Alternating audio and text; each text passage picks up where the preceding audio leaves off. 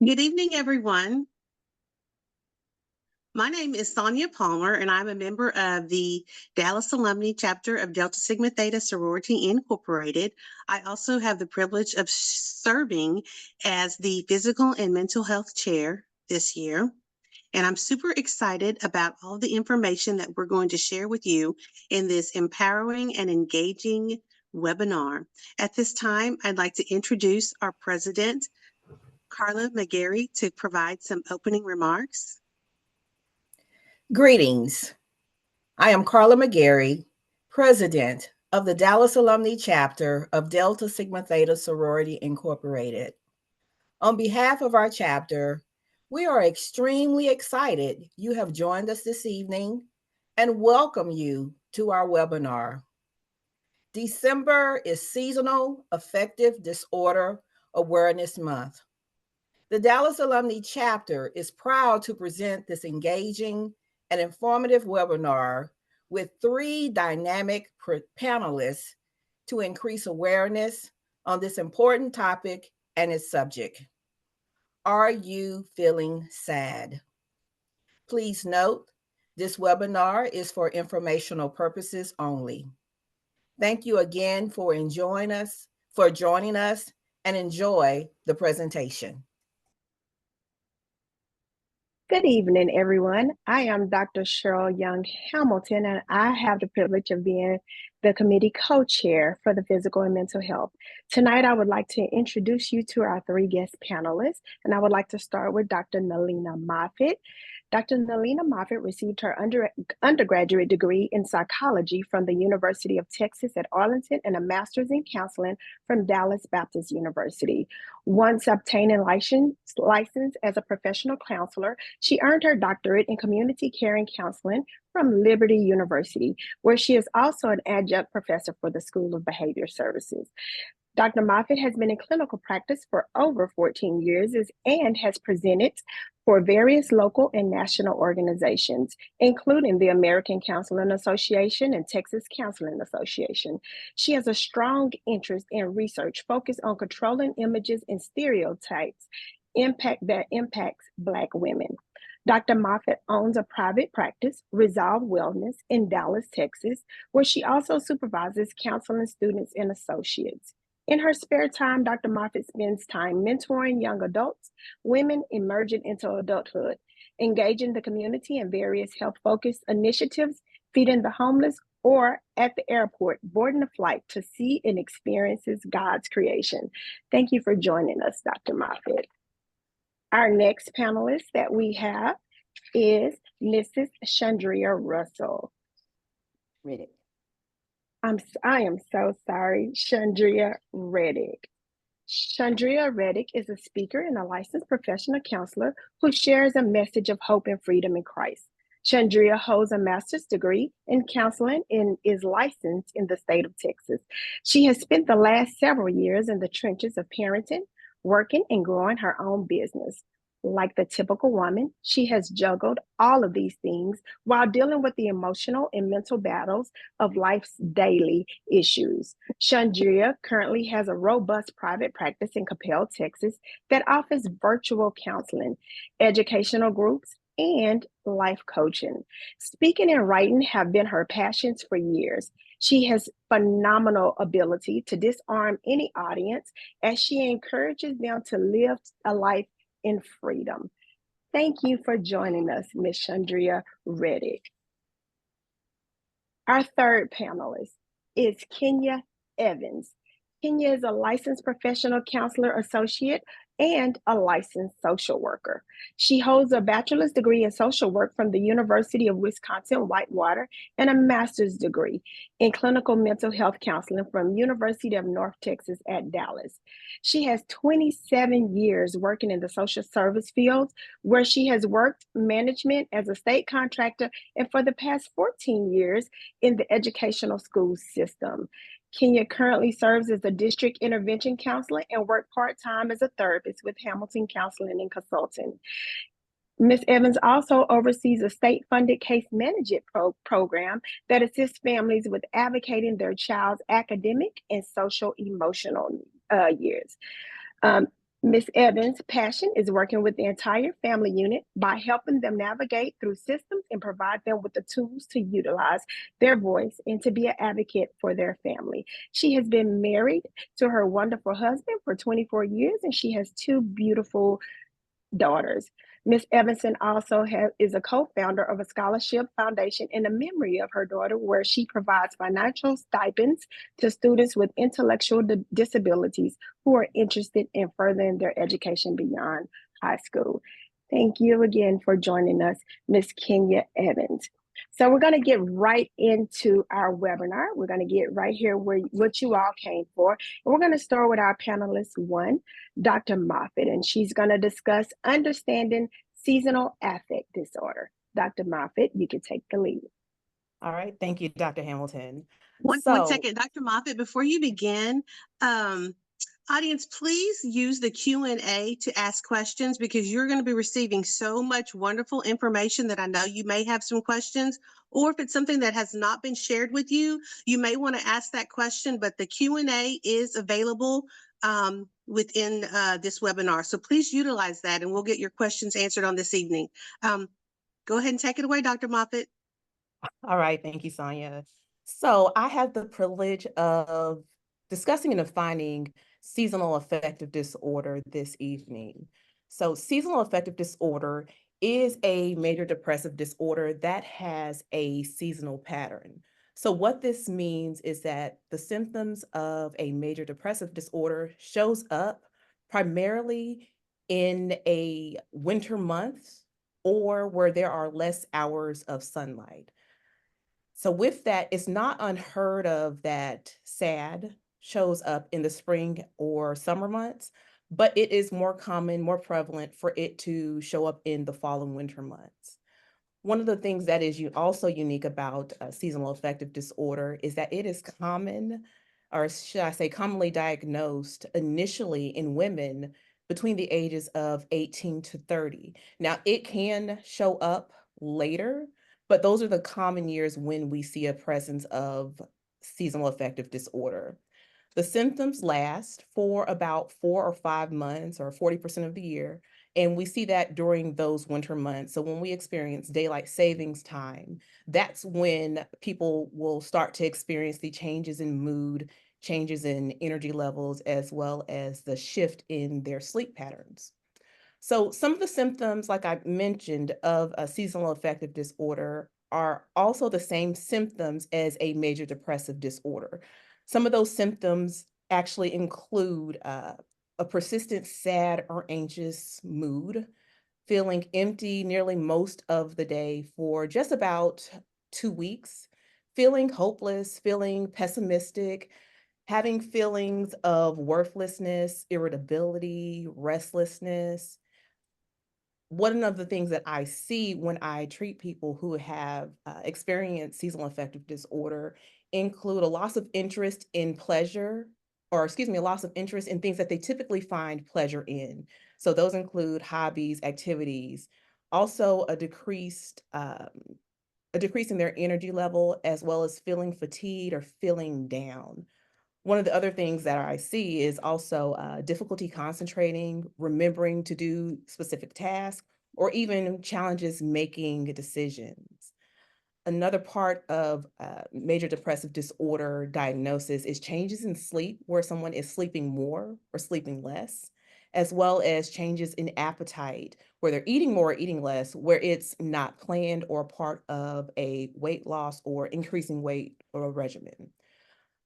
There are also physical aches or pains, headaches, cramps, digestive problems, things that don't have a clear physical cause that also show up with people who have experienced a major depressive disorder, such as, or should I say, with a seasonal pattern. There's also thoughts of death or suicide, as well as suicide attempts. Now, this is something that I want to make note of. If you or someone that you know of has mentioned or are having any thoughts of suicide, is to please get them to the nearest emergency room or call the National Suicide Hotline at 988. So in addition to those symptoms for a major depressive disorder, there are also, specifically with SAD, primarily seen fatigue, increased sleep, as well as weight gain. And with the weight gain, it's not just the overeating, but there's a specific craving for carbohydrates. One of the things, since you see the panel is of Black women, I wanted to take a focus and just take a look at some of the depressive symptoms that we've seen specifically with Black women. So there is a study that was conducted in earlier this year, 2023, that gives evidence to what those of us in the mental health profession have seen for years, is that the symptoms of depression look different for Black women. Those symptoms include physical complaints.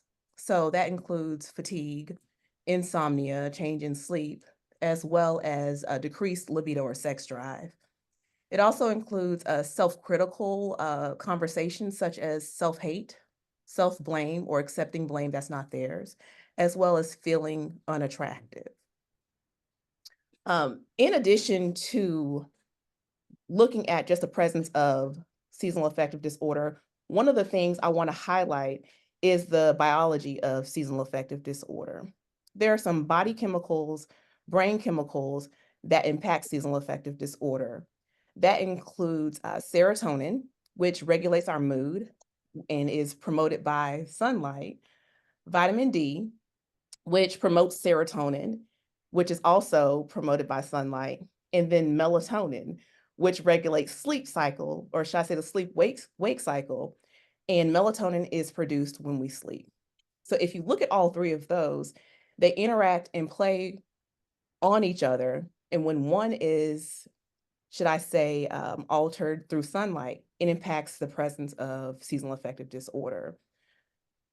In thinking about seasonal affective disorder, there's something called our circadian rhythm. That is the sleep-wake cycle. And that is one of the things that really impacts the presence of seasonal affective disorder, because we are experiencing decreased hours of sunlight. So with decreased hours of sunlight, there's a decrease in serotonin, a decrease in vitamin D, and a decrease in melatonin.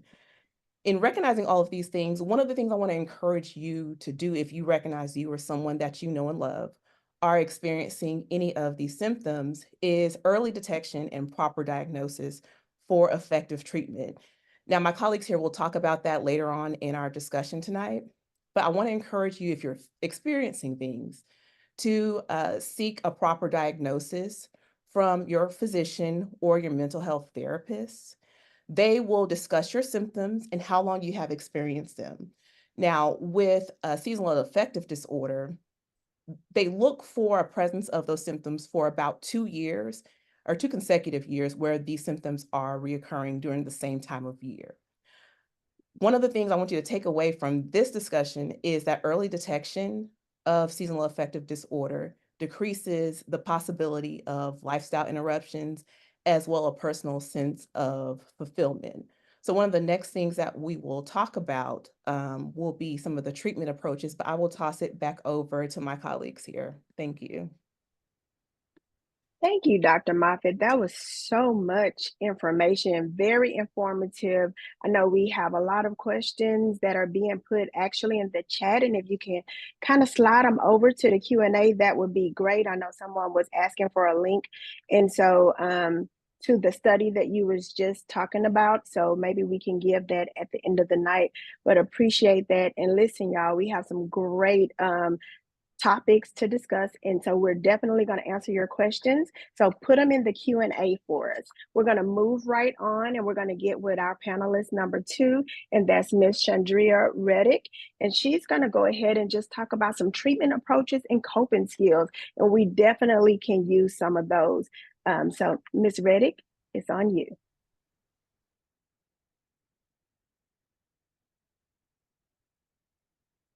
Hi, I need to unmute. Hello, good evening, everyone. I would like to discuss with you treatment options available for SAD. The first treatment option is light therapy, and light therapy is the use of an actual light box. Light boxes can be purchased on Amazon. However, I strongly encourage that you seek your treatment under the care of a physician, because light boxes is an actual light box. that's used within a certain amount of space between your face and the light to mimic daylight to increase serotonin levels.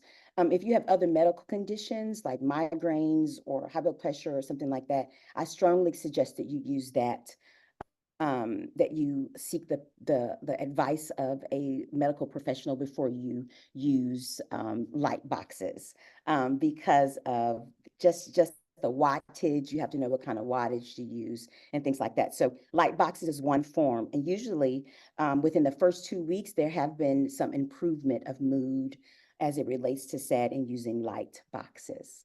The second form of therapy, a treatment, is just psychotherapy and counseling. Cognitive behavior therapy is used as a form of therapy that's used to change your thinking to address behavior. Now, as Dr. Moffitt talked about in African American women, I do want to say that depression, again, may look differently in African American women. And one way is this phenomenon we call anhedonia. And anhedonia is the loss of interest in things that you used to find enjoyable. So you may just kind of want to stay to yourself. You don't want to do the things that you used to do before. You don't have an interest in all the activities that you used to find pleasure in. It's a general sense of just not being satisfied with life. So anhedonia is found mostly in African American women.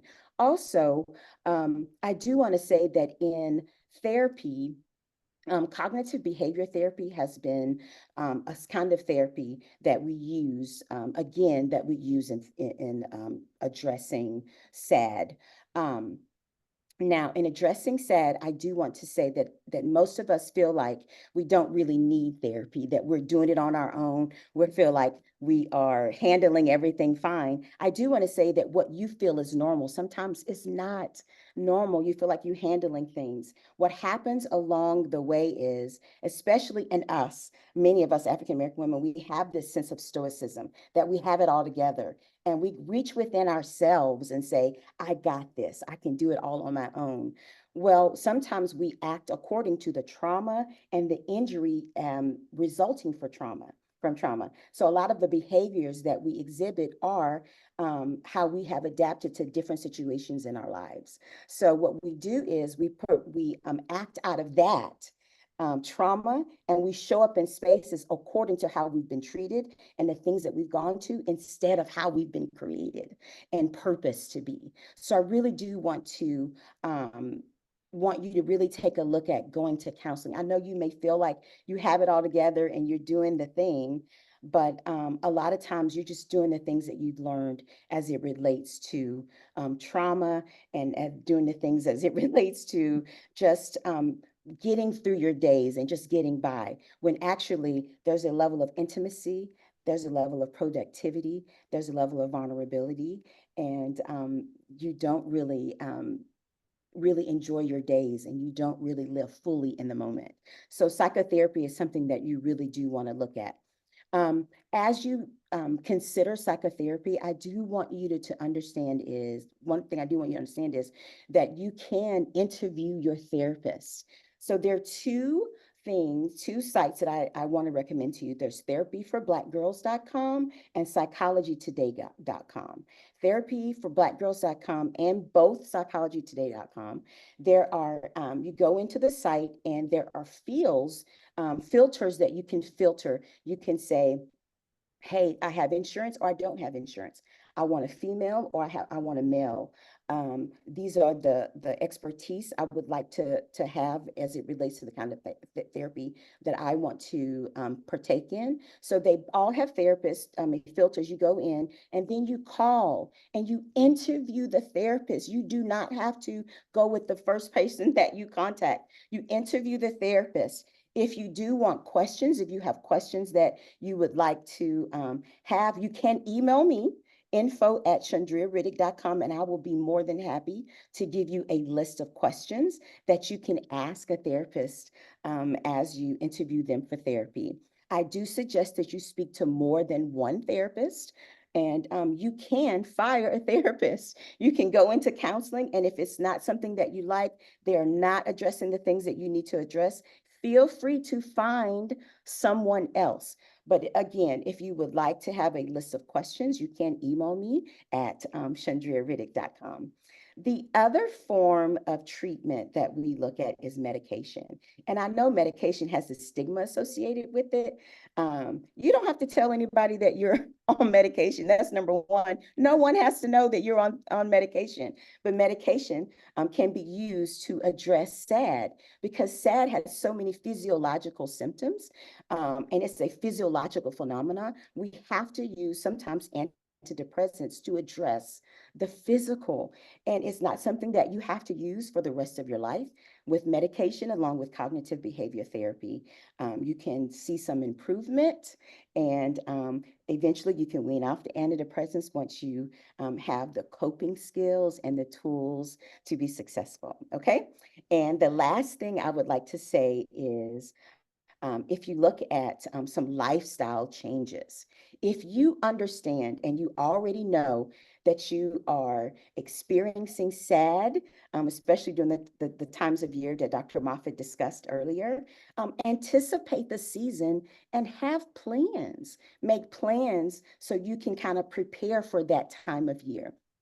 Also, I would suggest that you would establish some boundaries as it relates to bedtime.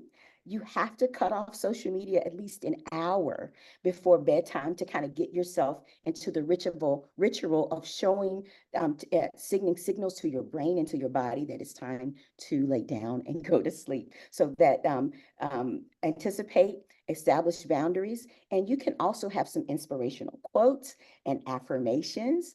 Scripture, I write scripture on my window, on my mirror in the morning that I say to myself, or some quotes in the morning that I say to myself to kind of affirm myself to get me ready for the day. So you can do that, some affirmations. You can also do some what we call mindful breathing. And mindful breathing, as you in for 4, you breathe, inhale for 4, and you hold it for 4, and then you exhale for 4. Another aspect of that is you can also do stress balls. You can address just being fidgety, anxious, and dealing with things, stress balls and different kind of toys, fidget toys.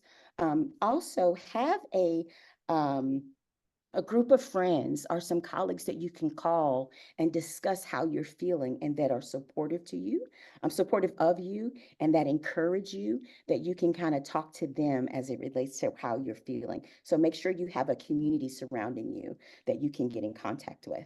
Also, you can have some nervous system hacks. Jumping jacks, putting cold water on your face are 2 things that you can do to kind of get your body into the rhythm of feeling better. Also laughing. I love laughing. I love hanging out with friends and laughing. So laughing kind of increases those good hormones inside to kind of make you feel better.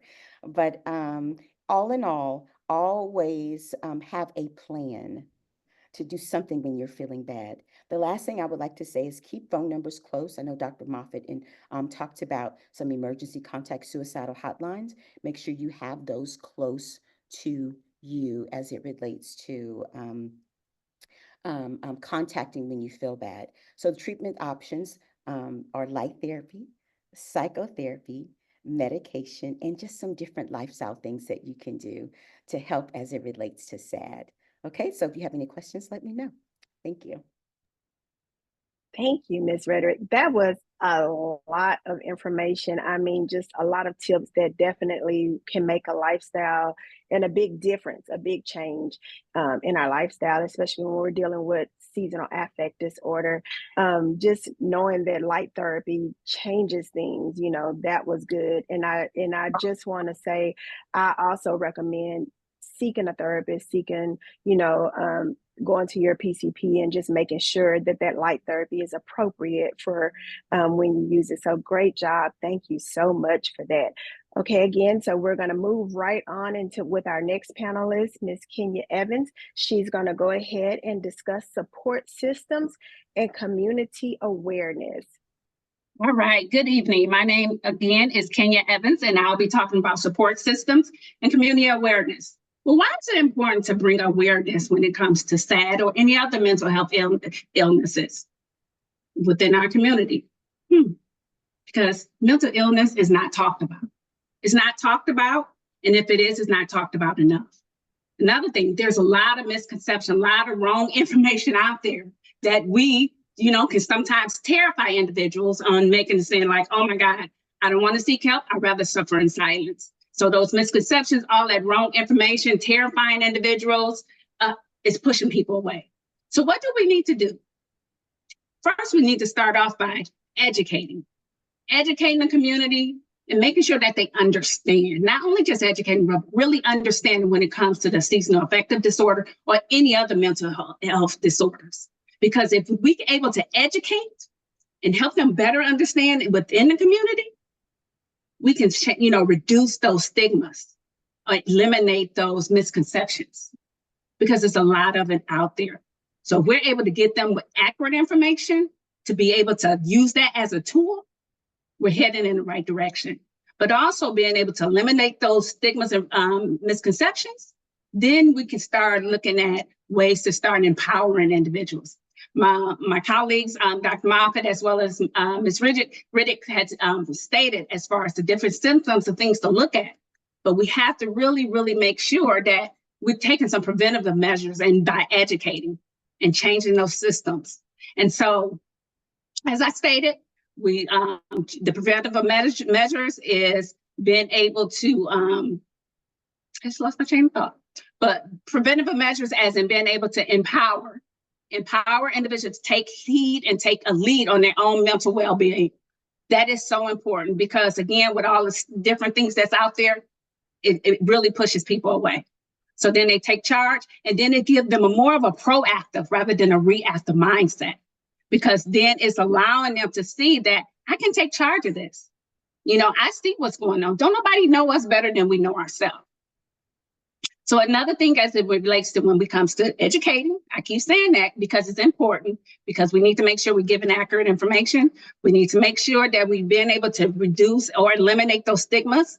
And then number 3, we're able to also start being more empowered and taking health of our own mental well-being. So I talked about why it's important.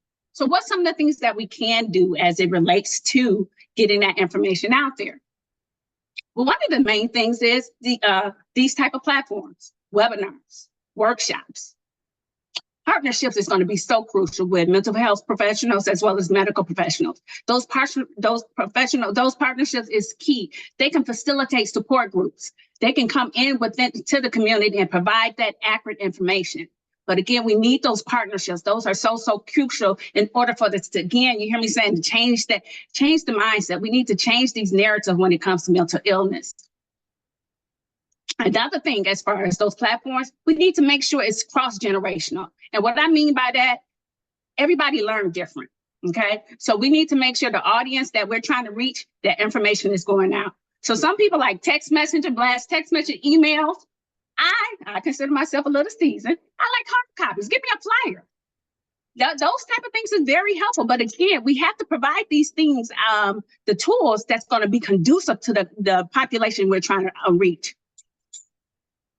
Another thing, as far as when it comes to what getting that information out there, we need to start way before, because we need to have more of a proactive than reactive mindset. We need to start talking about these, especially in the season changes in the summertime, getting this information out there, having these workshops, having these webinars type things, so we can be more proactive and have that mindset. So we'll know what we need to do. It's empowering you to take those necessary steps so you can start having those conversations with your doctors. And so when that time comes, when the time starts to change, you're already prepared. That's one thing that Ms. Riddick had mentioned, being prepared, having a plan. And so those different things is talking about why it's important to bring awareness, the type of things that we can do as far as when it comes to those particular type of platforms, and making sure that we're meeting all generations. One of the key things that I learned in doing this research in seasonal affective disorder was that we got to start meeting people where they are. And what I mean by that is we need to go into these communities. We need to go into the underserved areas that's not getting the accurate information. Because you heard me mention at the beginning that mental health is just not talked about. It's not talked about. And so it's difficult to start those conversations. But if we're going into these communities, If we're going into all these apartments that they're building up in these low impoverished areas, we need to go into the nursing homes. We need to be able to show up in there and in those space and making sure we're getting the accurate information to them. And when we show up, they're allowing us in their space. And any medical professional or mental health professional will tell you, one of the first things that you learn is about building a relationship and having them trust you. So if they're opening up their space and allowing us to be up in their space, that's how we can start to change this narrative and having those conversations and being able to normalize more about mental health, about seasonal affective disorder. We normalize it. It's making this okay that we can talk about these things and not be judged. And so again, just kind of wrap up what I was speaking on as far as making sure we educate. We can eliminate those misconceptions and those stigmas as it relate to mental health, mental illness. We create various platforms to get that information out there. And then also too, we're going to meet individuals where they are. I got a little story to tell. Last week, I was meeting with one of my first graders, and he said, Miss Evans, he said, how many days is in a year? I said, oh, he said, it's 365 days in a year. I said, oh my goodness, well, how did you figure that out? So he went on to tell me more things that he has asked Siri to tell him about. My point of using that small story is there's a lot of wrong information out there. It's a lot of wrong information, and we got information at our fingertips. I have clients that tell me that, oh, I Googled and I self-diagnosed myself with this and that. That's not a reliable source. So we need to make sure that we're going to reliable sources and that we're getting this information. The last thing I want to talk about is support systems. Another story, I'm pretty much a storyteller. I have two daughters. I have my youngest daughter struggle with mental illness at a very, very young age. So much so, me and my husband didn't know what to do. It was to a point where her elementary school told us she cannot show up, cannot come back without being on medication. And I'm not saying nothing was wrong with medication, but as a parent, I needed to create a support system so that she can get the support that she needed so she can be successful. So when it comes to creating your own support system, make sure that you are being aware of the people that's around you and educating your family so they'll know how to support you. If you need them to show up at doctor's offices with you, find somebody in your support system and recognize what that really, really looks like, that support. Somebody that's going to hold you accountable, that's going to be checking in on you and make sure that you get the support you need to meet your mental health needs.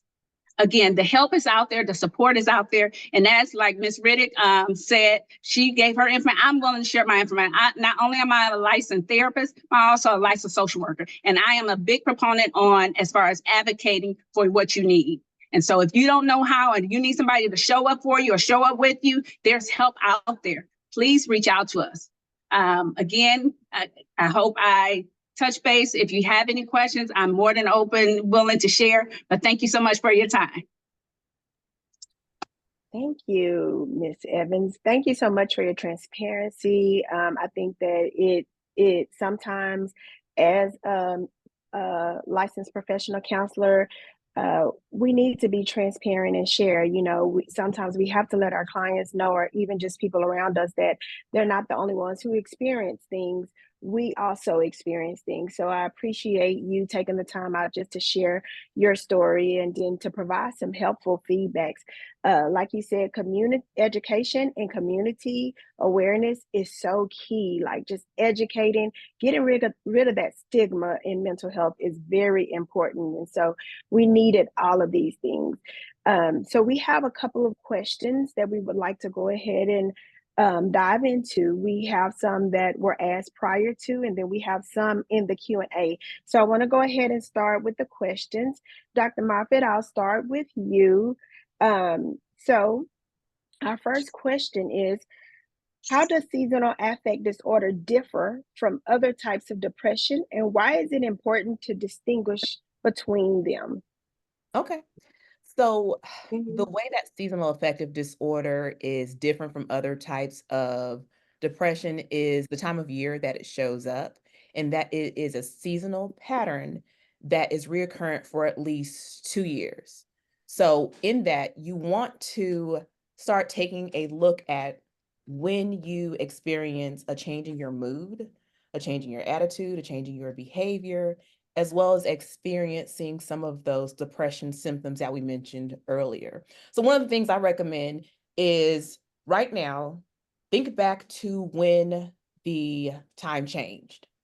What were you experiencing then? What were you experiencing before then? And is your mood different now? Okay, take note. Think back to last year. Did you notice the same shift? And then moving forward, kind of pay attention to, am I experiencing this when the seasons change, when we experience daylight savings? That's one of the things I want to encourage. The other part of the question was, why is it important to distinguish the difference? So that you can manage the symptoms. I want to feel good. I think a lot of people probably want to feel good. And experiencing depression is difficult. There's a decrease in your fulfillment. There's a fluctuation in your ability to manage just the responsibilities that you have from day to day. And I don't even want to go into what that can impact your work life. It can impact, where you live, finances, and all the things. So that's part of why it's important to distinguish between, the types of depression, so that way you'll know what to experience during what times of year, and you can prevent. Thank you for that explanation and just answering that question.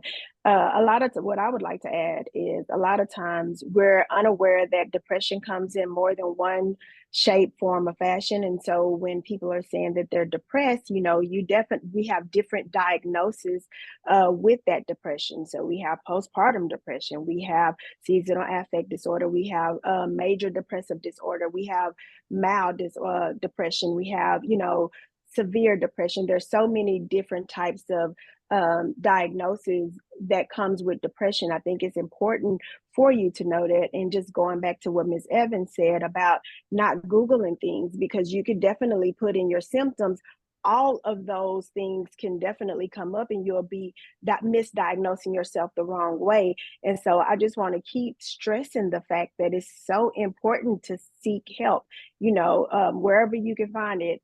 I think Ms. Reddick gave information to Psychology Today as well as Black Girl Therapy. Hopefully I said that right. But did either one of y'all want to add to what Dr. Moffitt just said? Did you have anything that you would like to add?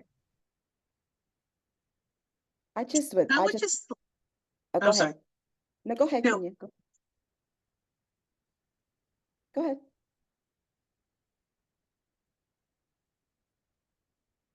Sonia, go ahead. Oh, okay, I was waiting. I would just like to add that oftentimes,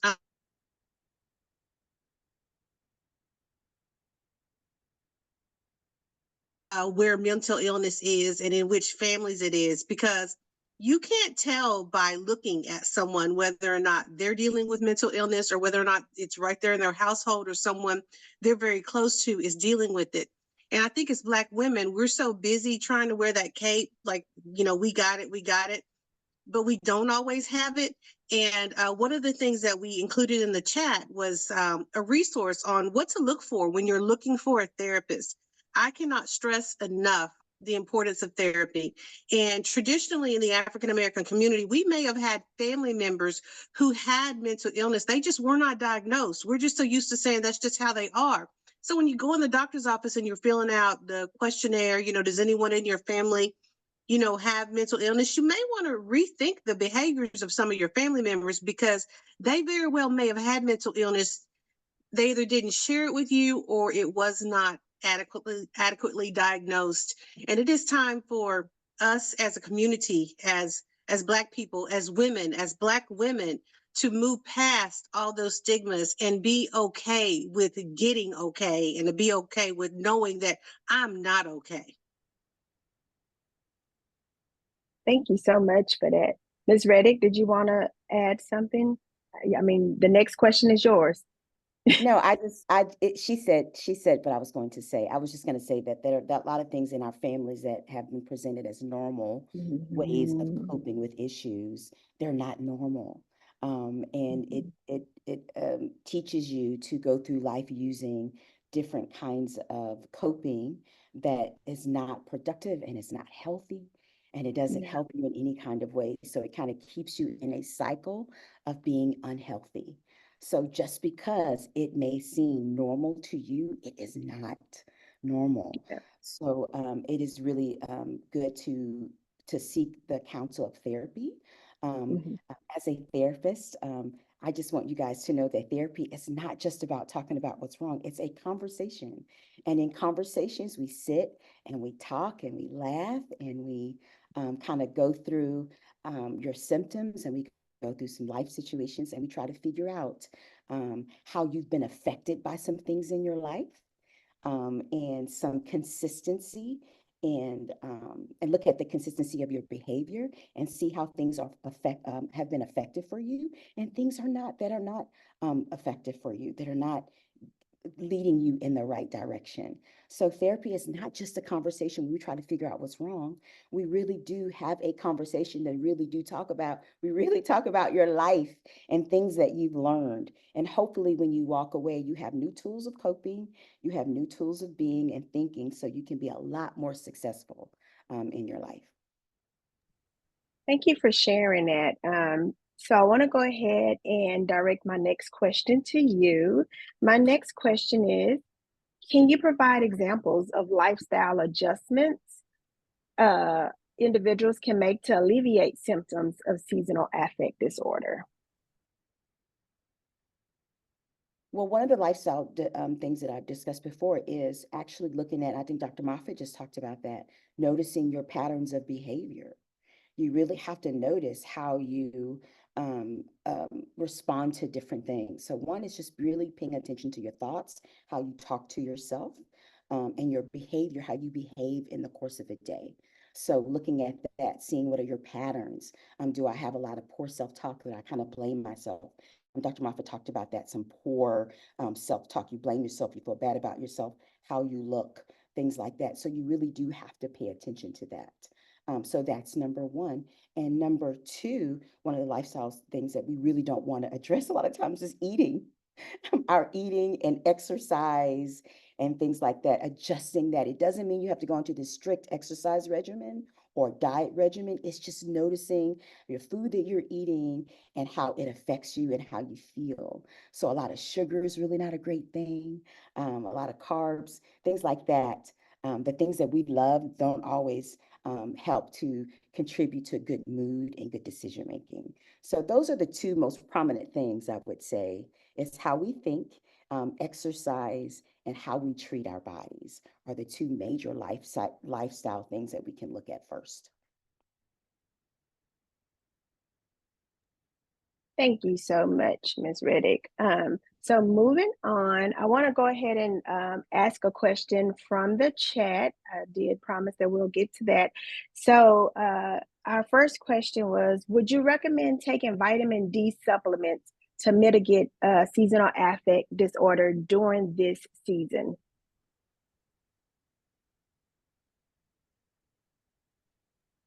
I will say from you probably want to talk to your primary physician before you start to do anything, because everybody make up one thing that may work for you may work something different, and you just want to make sure you understand the different things that's going on, because sometimes we can have we be thinking it's more mental, but it can be something medically that's going on with us. So I would just suggest for you, before you just start any type of regimen, talk to your primary physicians before you make a decision.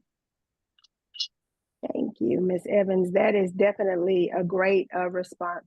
It's always recommended to start with your PCP first because they know exactly what you need, especially through blood work or any of those lab works that they would need to do. So it's always great to start there.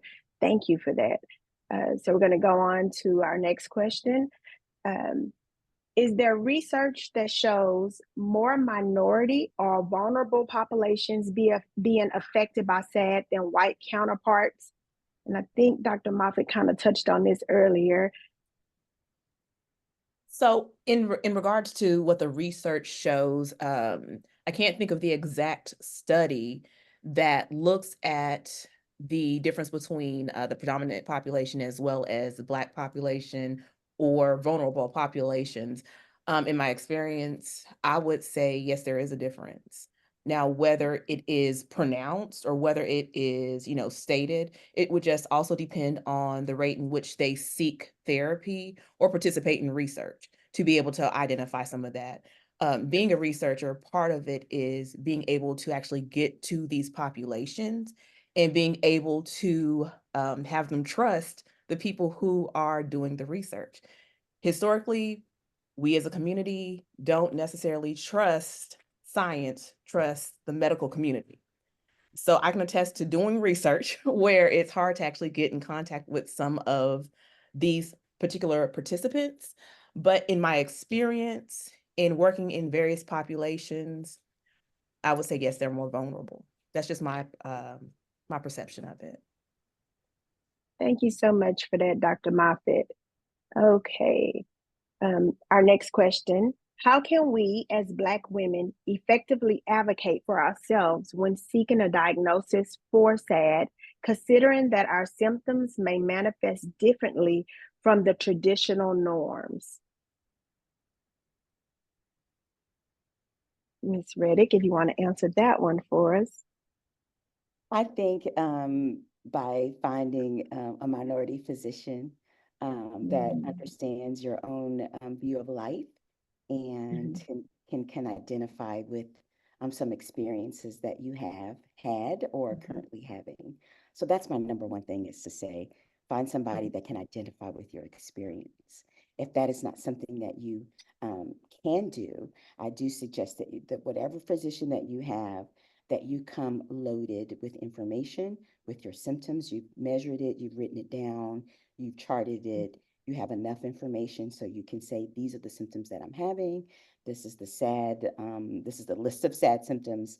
And so I think that I'm having those. And because doctors really have to go with self-report a lot of the times, are more apt to listen to you if you have good information that you present to them during your appointment. I definitely agree with that. I also want, and I love the fact that you touched on just being prepared when you go to the doctor. The more of the symptoms that you can tell them, then they'll be able to help you a little bit more on what's going on with you. And then, like you said, if you can't find like that particular doctor that you're looking for that may be African American, I definitely recommend you learning how to advocate for yourself in all situations. And that, just like Ms. Reddick, you was suggesting that you interview your therapist, I suggest you interview your PCP. There is a lot of PCPs who do consultations, and so I would suggest you doing that just to see if they suit your needs or if they understand what you're experiencing. And then just remember that throughout the season, say if you're being loyal to one PCP because you've been with them since you were 21, it's okay to kind of switch up. A lot of research has changed as things are different. And I had to learn that myself. I was experiencing things that my doctor, who was a little more seasoned, didn't really understand. And so I'm going in to describe everything that I'm experiencing. And she's like, I really haven't did any research on that. So I'm like, okay, let me find somebody who understands what I'm experiencing. So I think that's important. You don't have to be loyal to any profession. You definitely can seek that person who is going to help you in this season of your life. So thank you for that. Hi, Dr. Hamilton, can I share one more thing as it relates to that? When it comes to, because she had mentioned about how us as women to be able to kind of be able to connect, to be able to share resources.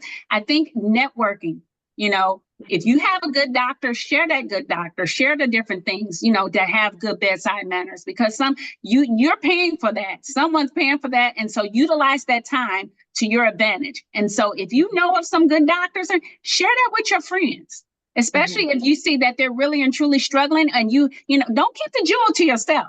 We have to share these type of things. If you got a good therapist that listens to you and understands you, let somebody else know so they can get that good therapist as well. Because again, it's all about really networking and utilizing the tools to be able to help. Again, that again begins the conversation of normalizing and helping to eliminate those stigmas and misconceptions out there. And you can be able to create your own within your own community. Thank you for that. Thank you so much. Okay, we got a couple of more questions, so I'm gonna try to get them all in. One of the questions is, how can we best support those who are in denial about being possibly impacted by SAD, or know there is an issue but don't want to seek help? I'll go ahead and take that one. So how do you assist yourself or others? Support. Ms. Reddick spoke about having those support systems. And I think one thing that we have to realize is that some of our network, our sister friends, can be therapeutic. The relationships can be therapeutic. Now, it's not a substitute for therapy, but those relationships can add that support that's needed. We can have those very vulnerable conversations about our concerns with evidence of, I'm worried about you for this reason. I'm noticing this about you. I love you. I care about you. I want you to be well. And have those conversations with people. Sometimes we don't know. Sometimes it's just, there's a shift in mood and you don't know your behavior has changed, or there's different things that your support system may notice and be able to speak to you about it. So that's one of the things that I would definitely recommend, is being open, being vulnerable with them, and actually sharing that you're noticing things, because sometimes it's just you're going about your day. This is how you feel and the emotion feels real. So say something. Thank you, Dr. Moffitt. We have another interesting question, so I'm going to give each one of y'all just one sentence or less just to answer this so that the audience can hear this. How do you know if your therapy is working? One sentence or less. Well, if you are handling your issues differently, if they're different topics, and you feel like you can get through an incident and land on the other side of it feeling like you've gotten through that without much injury, or without much try to help, that you actually feel okay with how you went through that. So just having new tools and new coping. Thank you. Anyone else want to answer? How do you know if your therapy is working? I think that's a very great question. That's what I would say, being able to recognize that you're able to handle those situations that come up without having to, call your therapist or seek support. Okay. All right. My next question, do you see where people in our community are not seeking mental health care due to lack of insurance or inadequate health insurance? I'm definitely going to answer this one because this is always my struggle. And I know if you know me, we really try to figure out how we can get therapy paid at our office. I really hate for people to walk away just not receiving any services. But yes, the answer is yes. We do often see a lot of people who just don't seek the help. But here's something else that people don't know. A lot of jobs offer EAP, which is employee assistant programs. And I don't think a lot of people know that. So check with your job first, because maybe they don't add it to your medical benefits, but they will have an employee assistance program, which they will provide that they'll pay up to sometimes 6 to 10 sessions. And so you really need to try to figure go and speak with them. And it is anonymous. It doesn't go against you. Actually, they don't even, once you go in there to get the information, they just give you a number, but they don't even have to know that you're in therapy. So just go, don't be afraid to ask. Also, private insurance, a lot of insurance companies, they offer mental health benefits with your medical benefits. So that's important that you know of that. Then we have, since COVID, the city of Dallas, they have had community grants for mental health. If you're in a different city other than Dallas, check with your city, because they have grants for mental health that need to be utilized. I have really been doing a lot of research on this because I've been trying to find resources for those who don't have insurance. And so that's important. If you know someone who has public funding, Medicaid, if they're on Medicaid, they pay for mental health benefits. So those are some different resources. Dr. Moffitt, I saw your finger go up. Yeah, I thought about something. There is a foundation, the Loveland Foundation, that offers to pay for between, I think they give you 4 vouchers at a time, but they can go up to 12 vouchers for a year. The website is thelovelandfoundation.org. They will reimburse your therapist for services. The therapist has to be on Psychology Today, Therapy for Black Girls, and a couple of other places. But those are some of the things in the community, or should I say nationally, where they are assisting people, specifically Black women, to get therapy. Can you Can I- put that in the chat, please, for our participants? Thank Absolutely. you. Yes, Can I Ms. say Reddick. something real quick is sometimes you're just going to have to invest. Sometimes you're going to have to invest in your own mental health care. We invest Absolutely. in hair, we invest in nails, we invest in clothes. And we don't really see the value of just investing in ourselves mentally and emotionally. And so you kind of have to change how you look at your value system as it relates to how you contribute to your own self-care. So mental health is also considered self-care. So sometimes you just have to invest. Sometimes it's a copay that you pay whatever copay that you have. If it's $30 or $50 or whatever your copay is when you go to the doctor's office, it's a copay. And then sometimes there is a flat out private rate that you pay. Whatever it is, I just say sometimes you just have to invest. I You love have that. to prioritize your own mental health and do the things that you need to do to be better. Yes. Thank you for that. And then I also see that someone put in the chat, Metro Care Services offers mental health therapy as well. We have time to answer one more question, so I'm gonna ask it really quick. Is it possible to experience seasonal affective disorder with another behavioral health diagnosis that has a depression aspect to it?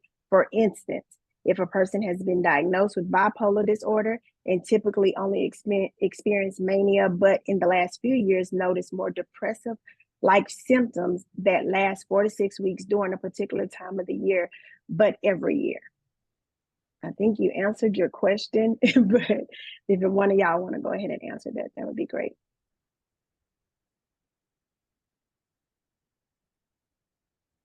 Yes, you can have concurrent diagnosis. Yes. You can have 2 diagnoses at once. You don't have to pick or choose one. You can have depression, you can have bipolar, you can have borderline and still experience seasonal affective disorder. That's why we do recommend that you are under the care of your doctor or your therapist to make sure that your symptoms are being addressed appropriately.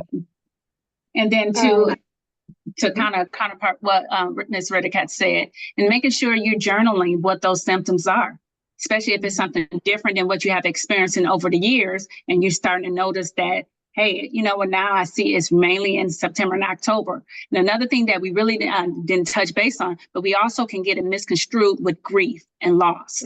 And so we have to be very careful in those time of season of the year that it can come off as we thinking that it's really the sad affective disorder, but it's really that we're dealing with the loss. And this is triggering time for you because you lost a loved one during this time. So really just making sure that you're consulting with your medical professional, your therapist, as it relates to the different symptoms that you experience, because it can be a multitude of things that's going on with you. Thank you so much, Ms. Evans. And before Ms. Palmer closes, I want to ask each one of you to put your information in the chat. We have 1 minute.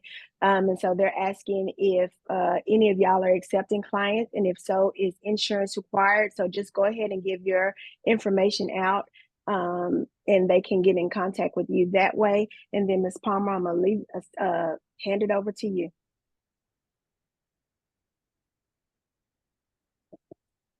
You're on mute. Sorry, I was muted there. I apologize for that. I'd just like to thank all of our panelists for providing such empowering information. You know, knowledge is power. When you know better, you're able to do better. I would like to thank everyone for joining us on this evening. Sometimes you don't know exactly what it is that you need until you hear it. And I think this webinar falls into that category. We have put in the chat several times a feedback survey. So if you would be so kind as to fill that out for us so that we could, plan for future webinars or different information we would like to share with our community, because we all understand now that our mental health is just like self-care, like Ms. Riddick said. So taking care of you doesn't mean just taking care of your hair, your nails, your body. It means taking care of your mental as well as your physical. But again, thank you so much, everyone, for joining us tonight. And please don't forget to complete the survey. Good night, everyone. Thank you so much. Thank you to our panelists. Y'all did an amazing job. Amazing, Kudos amazing to you. job.